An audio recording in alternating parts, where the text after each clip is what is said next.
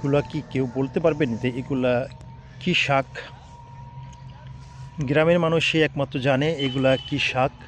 শহরের মানুষ হয়তো বা বলতে পারবে না এগুলা কি শাক। শুধু শীতকালে এই শাকগুলা হয়ে থাকে। এই দেখেন পাশে নদী, এই যে পাশে খাল। আগে ছিল নদী, এখন নদী বলা যাবে না, কারণ নদী মরে এখন অলরেডি খাল হয়ে গেছে। দেখেন যে এই শীতকালে প্রচুর হয় আমাদের গ্রাম অঞ্চলে, এবং এই শাকগুলা খেতে খুবই সুস্বাদু এবং আলাদা একটা ফ্লেভার, আলাদা একটা ঘ্রাণ আসে এই শাকে। আপনারা বলবেন যে এই শাকটা কী শাক, এবং আপনি এই শীতে এই শাকটা খেয়েছেন কি না। এই শাক এর ভিতরে কিন্তু সরিষাও রোপণ করা হয়, ফাঁকে ফাঁকে সরিষা থাকে।